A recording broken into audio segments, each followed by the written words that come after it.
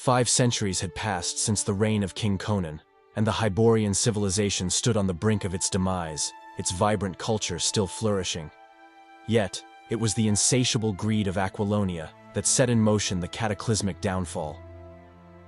Driven by a lust for power, Aquilonia's kings sought to expand their empire by annexing Zingara, Argos, Ophir, and the western cities of Shem.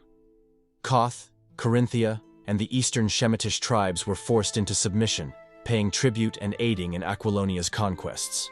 Nemedia, a long-standing adversary of Aquilonia, forged an alliance with Brithunia and Zamora against their common foe.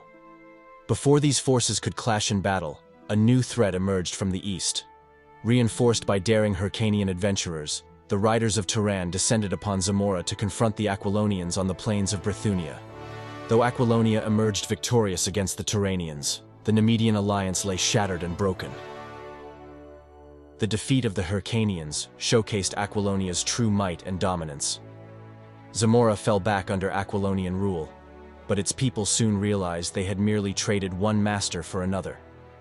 Aquilonian soldiers now patrolled their streets, both to maintain order and to exert control over them. In the north, constant skirmishes erupted along Cimmerian borders as black-haired warriors clashed with neighboring Nordheimer, Bosonians, and the burgeoning Picts. While Cimmerians launched raids into Aquilonia's lands, their actions were more about plunder than conquest. Yet fate had a different plan in store. It was the rising power of the Picts in the west that would ultimately bring down Aquilonia's rulers from their lofty thrones. At this crucial juncture, a Nemedian priest named Arus embarked on a perilous journey into Pictish territory to introduce Mitra's gentle worship to these savage lands. Despite grim tales of past explorers' fates, his faith remained undaunted. The Picts had long resisted Hyborian influence despite benefiting from it. Divided into warring clans with bloodthirsty customs, they remained an enigma to civilized men like him.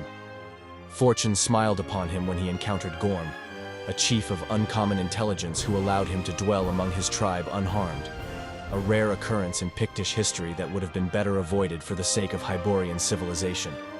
Having mastered the Pictish tongue, Arus fervently preached Mitra's eternal truths to Gorm.